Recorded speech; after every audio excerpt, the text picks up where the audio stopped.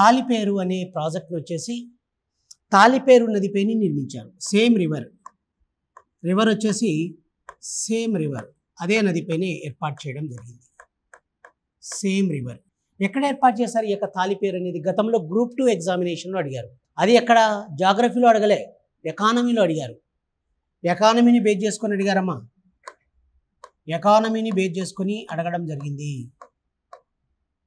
ఎకానమీని base చేసుకొని ఈ questions అడగడం జరిగింది. ఎకానమీని బేస్ చేసుకొని తాలిపేరు అనేది ఎక్కడ అంటే ఇది ఉండేది ప్రాజెక్ట్, ఇది ఎక్కడ ఏర్పాటు చేశారు అంటే దీన్ని ఏర్పాటు చేసిన ప్లేస్ వచ్చేసి ఎక్కడ అంటే ఏర్పాటు చేసిన ప్రదేశం area Bhadradri Kothagudem district.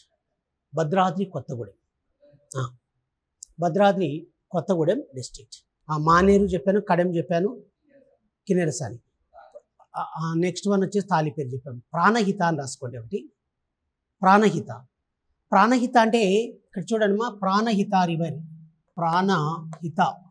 Pranahita river అన్న విషయాన్ని మీరు గుర్తుంచుకోవాలి. ప్రాణహిత బేసికల్గా ప్రాణహిత అంటే ఏంటంటే ఇది 3 సెలయేల యొక్క కలయిక. అంటే 3 నదులు కలిసి ప్రాణహిత అయింది, ఒకటేసారి డైరెక్ట్ కాలే గంగా నది లాగా. కాబట్టి ప్రాణహిత అనేది 3 సెలయేల యొక్క కలయిక అంటున్నాం. ఒకటి పెన్గంగా, వెన్గంగా అండ్ వార్దా. వెన్గంగా అండ్ వార్దా. ఒకటేమో పెన్గంగా అండి, పెన్గంగా, వెన్గంగా మరియు వార్ధా. పెన్గంగా, వెన్గంగా మరియు వార్ధా అంటున్నాం. పెన్గంగా, వెన్గంగా మరియు వార్ధా అనే 3 నదుల యొక్క కలయిక ప్రాణహిత. కాబట్టి పెన్గంగా, వెన్గంగా అండ్ వార్ధా అనే 3 నదుల కలయికే ప్రాణహిత నది. ఇది ఏడబ్ల్యూ ఎగ్జామినేషన్లో అడిగారమ్మా. A W assistant executive engineer. A W మాకేంటి సార్ ఇంజనీర్ ఉద్యోగాలు అంటారేమో, జనరల్ స్టడీస్లో అడిగారు. జనరల్ స్టడీస్ పేపర్ ఉంటుంది వాళ్ళ కూడా, ఇంజనీర్లకైనా జనరల్ స్టడీస్ పేపర్ ఉంటుంది. ఈ జనరల్ స్టడీస్ పేపర్లో ఫస్ట్ క్వశ్చన్, మొదటి క్వశ్చన్ ఇది, ఫస్ట్ క్వశ్చన్ అనమాట. ఏఈలో ఫస్ట్ క్వశ్చన్ ప్రాణహిత అనేది ఏ నదుల కలయిక వల్ల ఏర్పడింది? పెన్గంగా, వెన్గంగా, వార్ధా అనే 3 నదుల యొక్క కలయిక. కాబట్టి పెన్గంగా, వెన్గంగా, వార్ధా అని 3 నదుల యొక్క కలయికే ప్రాణహిత నది అన్న విషయాన్ని మీరు గుర్తుపెట్టుకోవాలి. ఒకటి ఎక్కడ కలుస్తున్నాయి ఈ 3 అంటే మంచిర్యాల జిల్లాలోని చెన్నూరు అనే ప్లేస్ వద్ద సార్.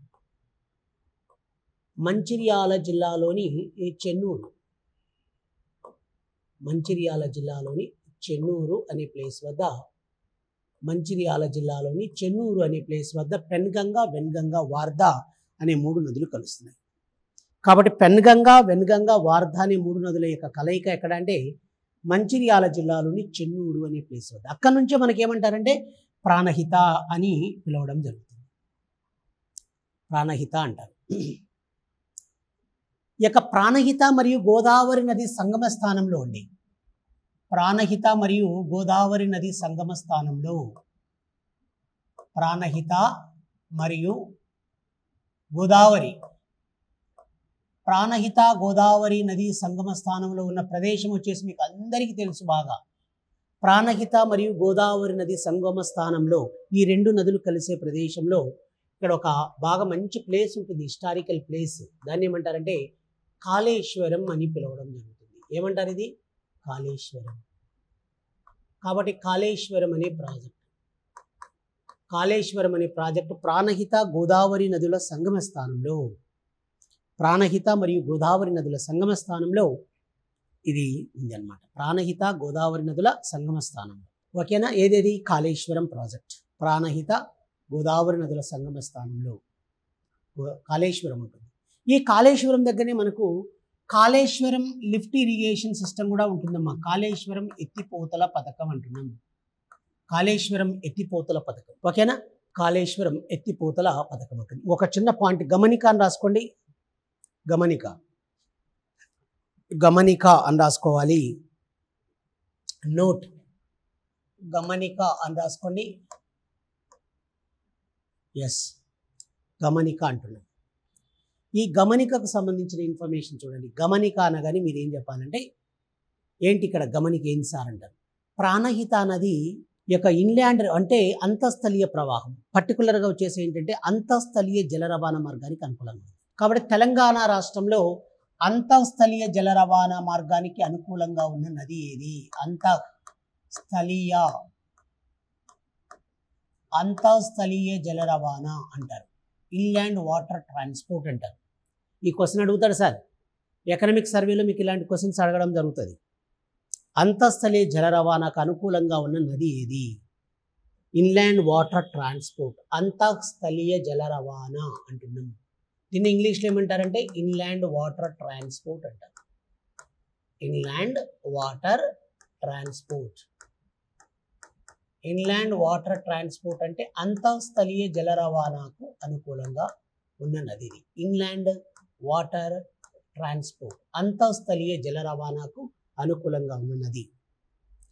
ఇన్లాండ్ వాటర్ ట్రాన్స్పోర్ట్, అంతఃస్థలీయ జల రవాణాకు అనుకూలంగా ఉన్న నది ఏది సార్?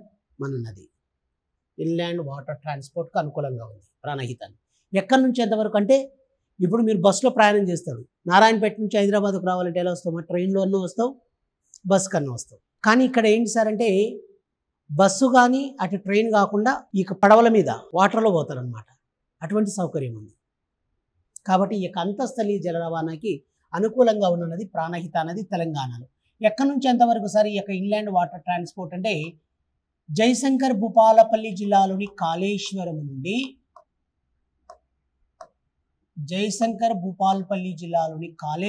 నుండి అప్ టు ఎంతవరకు అంటే మహారాష్ట్రలోని గడ్చిరోలి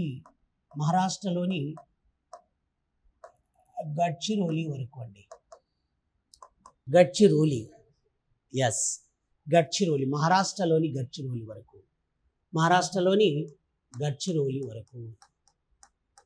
ఓకేనమ్మా? Very very very very important. నేను చెప్పాల్సిన అవసరం లేదు మీకు. సూపర్ ఇది. ఈ క్వశ్చన్లు ఇలాంటివి అడిగితే మనం టక్కన ఆన్సర్ చేయాల్సి ఉంటుంది. ఇప్పుడు నెక్స్ట్ వన్ వచ్చేసి మంజీరా అంటున్నాం. మంజీరా నదికి సంబంధించిన ఇన్ఫర్మేషన్ చూడండి. మంజీరా అంటున్నాం. సరే ఏంటి సార్ మంజీరా నదికి సంబంధించిన ఇన్ఫర్మేషన్ ఏంటి, ఎలా విషయాలు?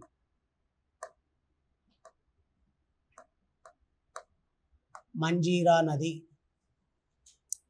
ఈ యొక్క మంజీరా నదికి సంబంధించిన ఇన్ఫర్మేషన్ చూడండి. మంజీరా నది అంటున్నాం. ఈ మంజీరా నదికి సంబంధించిన ఇన్ఫర్మేషన్ ఏంటి సార్ అంటే, మంజీరా నది అనేది ఇది ఎక్కడ జన్మిస్తుంది అనేది ఫస్ట్ ఆఫ్ ఆల్ మనకు తెలియాలి. దీని జన్మస్థలం వచ్చేసి ఎక్కడ అంటే మహారాష్ట్రలోని బాలాఘాట్ రేంజెస్ అండి. మహారాష్ట్రలోని బాలాఘాట్ పర్వత శ్రేణి.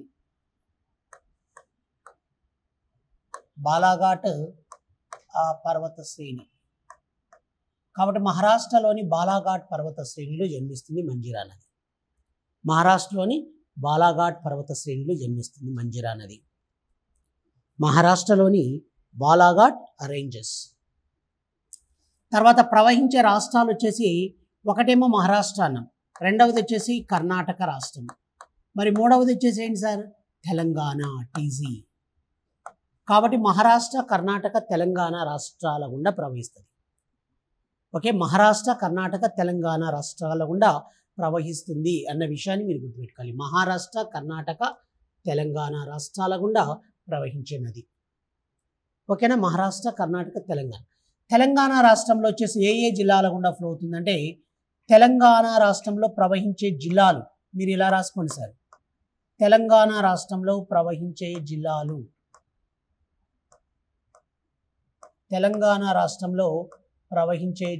వచ్చేసి ఏంటి, ఏ జిల్లాల గుండా ప్రవహిస్తుంది అనే దానిపై మనం ఒకసారి డిస్కషన్ చేద్దాం.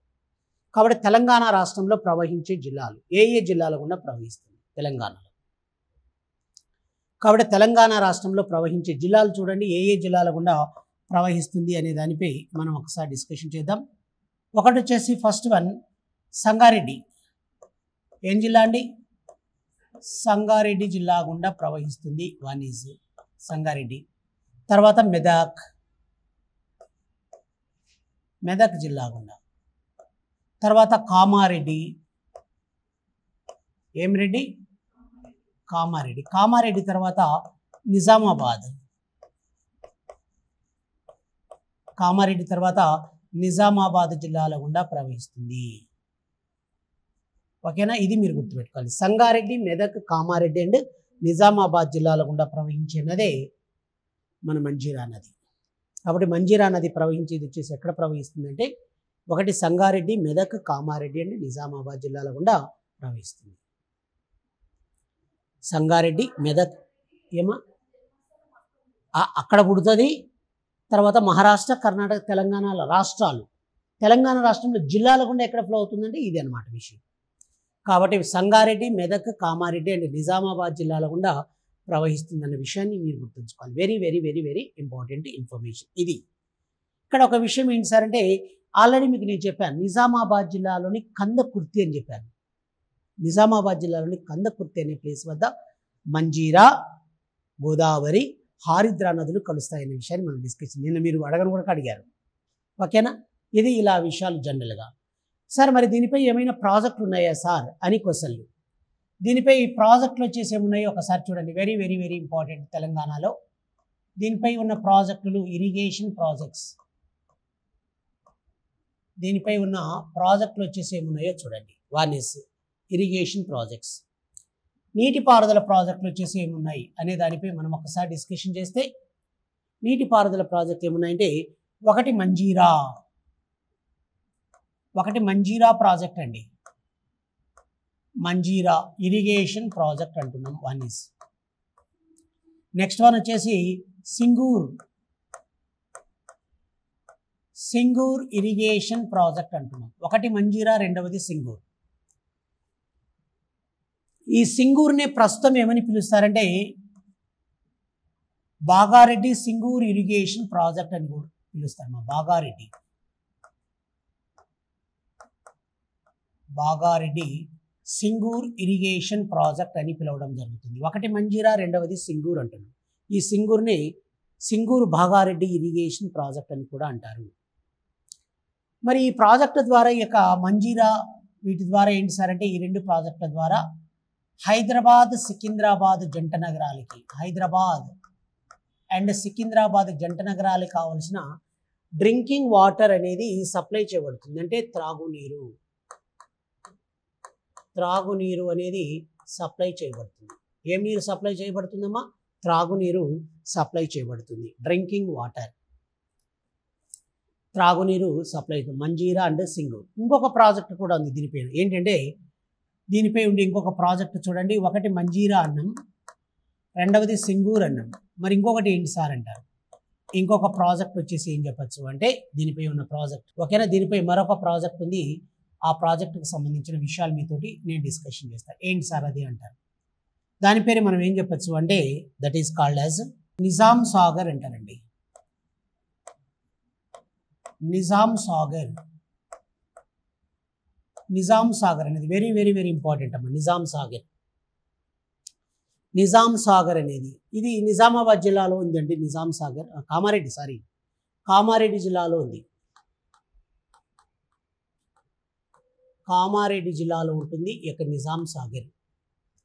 ఈ నిజాం సాగర్ వచ్చేసి ఏంటంటే బహుళార్థ సాధక ప్రాజెక్ట్ అండి.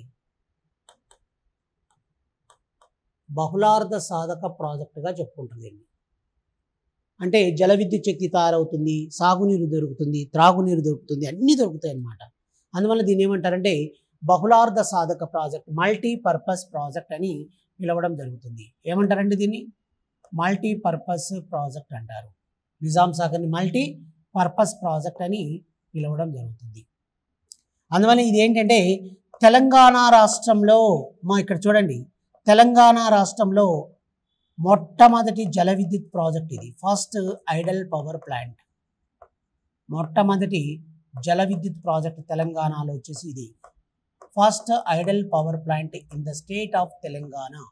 తెలంగాణ రాష్ట్రంలో మొట్టమొదటి జల విద్యుత్ ప్రాజెక్ట్ ఏది సార్ అంటే నిజాం సాగర్. ఓకేనా, నిజాం సాగర్ అనేది మొట్టమొదటి జల విద్యుత్ ప్రాజెక్ట్. రేపు మీకు డైరెక్ట్ క్వశ్చన్లు అడగచ్చు, తెలంగాణ రాష్ట్రంలో మొట్టమొదటి జల విద్యుత్ ప్రాజెక్ట్ ఏది. కాబట్టి తెలంగాణ రాష్ట్రంలో మొట్టమొదటి జల విద్యుత్ ప్రాజెక్ట్ ఏది అంటే నిజాం సాగర్ అన్న విషయాన్ని మనం గుర్తుంచుకోవాలి. Very very very important information. Okay, Telangana రాష్ట్రంలో మొట్టమొదటిది వచ్చేసి ఏంటి సార్, నిజాం సాగర్ అన్న విషయాన్ని మీరు గుర్తుపెట్టుకోవాలి. Very very important. మొట్టమొదటి జల విద్యుత్ ప్రాజెక్ట్ ఇది. ఓకేనమ్మా? మీకు దేశంలో మొట్టమొదటి జల విద్యుత్ ప్రాజెక్ట్ అంటే ఏం చెప్పాను చెప్పండి. మీ పేరేం పేరుమా? శృతి చెప్పండి మా.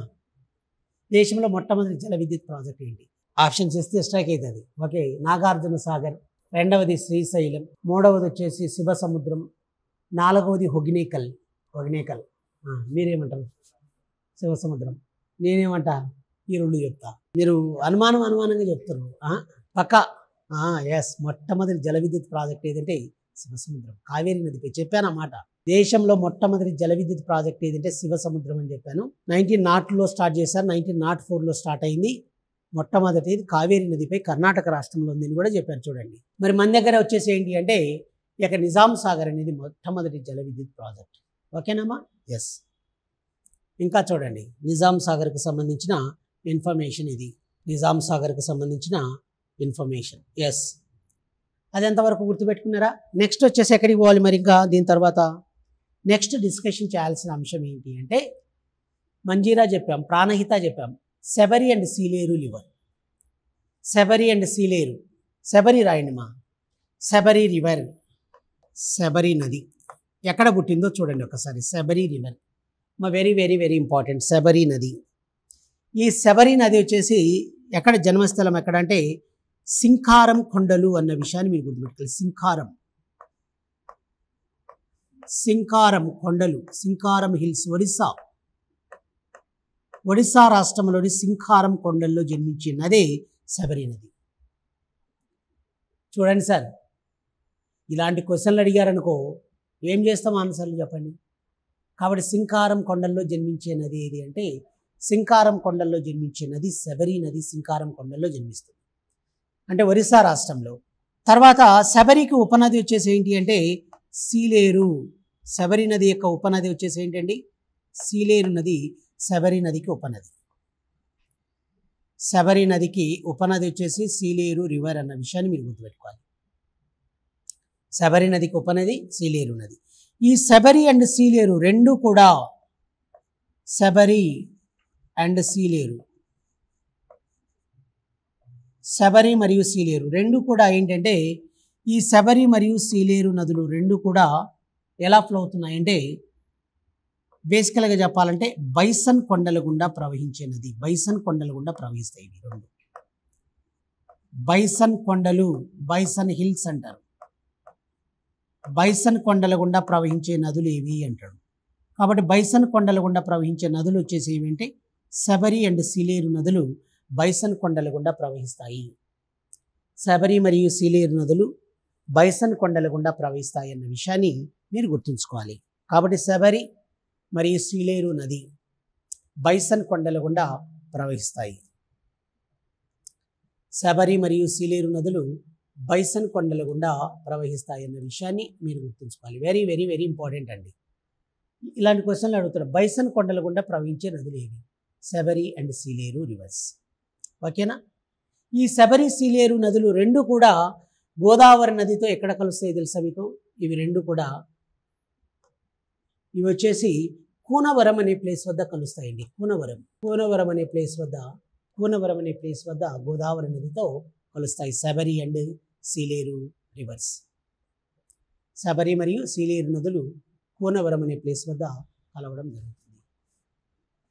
ఓకేనా? ఇది ఇలా విషయాలు శబరి మరియు సీలేరు నదులకు సంబంధించిన ఇన్ఫర్మేషన్. ఇవన్నీ కూడా గోదావరి నది యొక్క ఉపనదులకు సంబంధించిన అంశాలు. గోదావరి నదికి సంబంధించిన అంశాలు ఇవన్నీ.